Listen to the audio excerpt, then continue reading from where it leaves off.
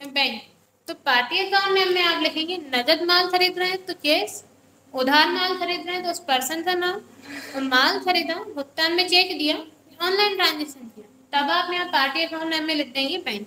मतलब जिस भी माध्यम से आप एंट्री करते थे, अभी तक आप उसे 2 में लिखते थे, अब आप उसे किस में लिखेंगे? पार्टी अकाउंट नेम में। क्लियर?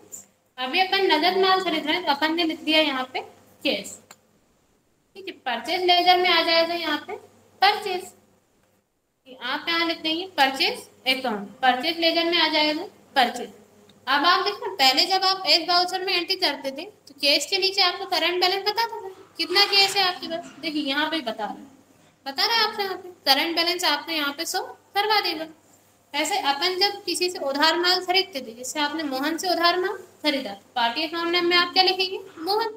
फिर मोहन से करंट बैलेंस कितना है बताता था, अब वो कहाँ बताएगा? यहाँ पर। क्लियर?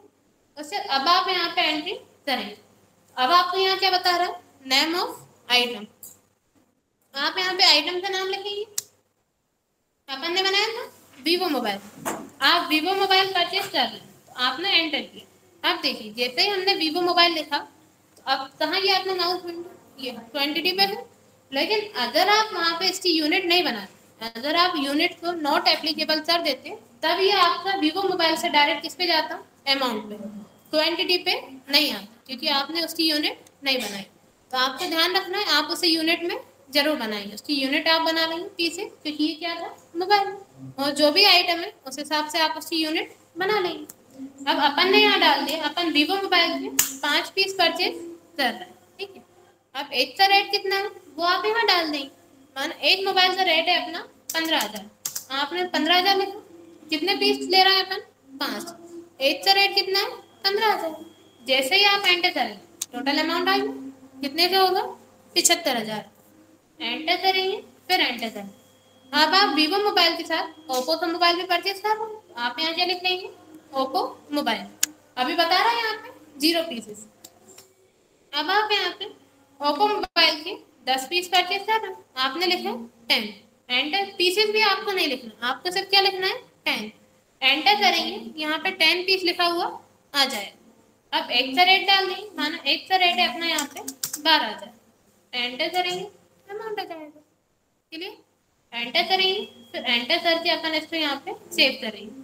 नरेशन आप जैसे पहले डालते थे वैसे ही अभी डालेंगे, being goods purchase by yes, और एंटर करके सेव। नरेशन में आपको आइटम का नाम नहीं लिखना, जैसे पहले डालते थे वैसे ही आपको अभी डालना है। एंटर करके सेव कर लेंगे।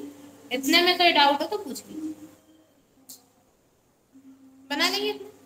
किसी को कोई डाउट हो तो पूछ लीजिए, कर लेंगे। सबसे पहले स्टॉक आइटम ही बनाते हैं पर उसके बाद ग्रुप, उसके बाद नहीं, अगर आप डायरेक्ट आइटम पे जाके ग्रुप और यूनिट बनाना चाहते हैं तो बना लेंगे, लेकिन अगर आप यूनिट और ग्रुप अलग से बनाना चाहते हैं तब आपको पहले बनाना पड़ेगा इन्वेंट्री इन्फो पे जाने के बाद स्टॉक, ग्रुप और यूनिट, फिर आप लास्ट में बनाना आइटम, क्योंकि आइटम में आपको सब कुछ इन्फॉर्मेशन डालनी पड़ती है, ग्रुप की भी। आइटम मतलब हर आइटम के हिसाब से डालना पड़ता है। हाँ, तो नहीं, ऑप्शन है ना आपके पास। अगर आप चाहते हैं, जैसे आपको पता है कि आपके मोबाइल की शॉप है, आप तो मोबाइल परचेज करेंगे तो ग्रुप क्या हो जाएगा? मोबाइल। आप यहाँ पे स्टॉक ग्रुप बना लेंगे।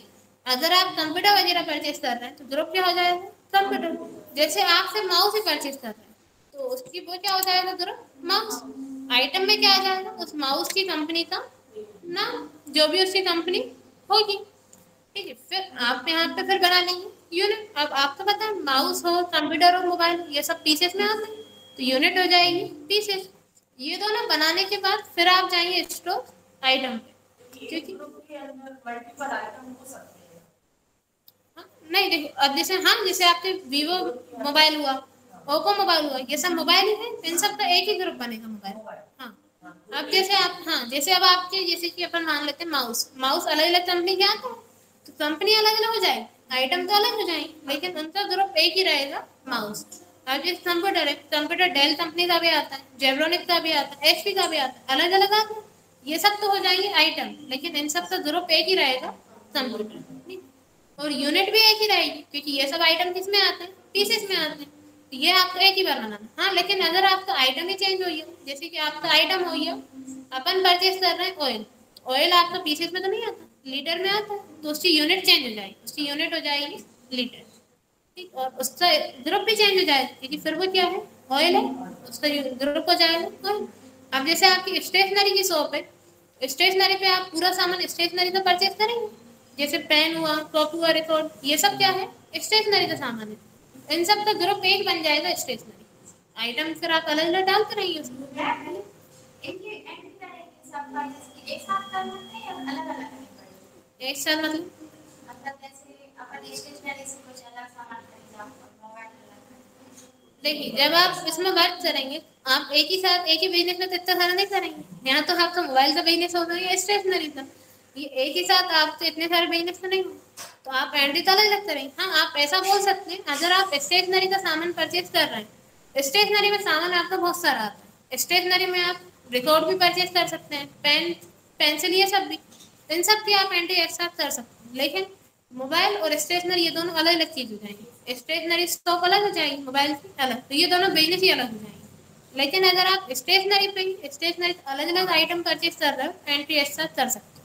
अब जैसे कंप्यूटर की शॉप होगी, वहाँ पे माउस कीबोर्ड सब मिलते होंगे, तो आप एंट्री एक साथ कर सकते हो। ठीक है, कर लेंगे अब आप लोग।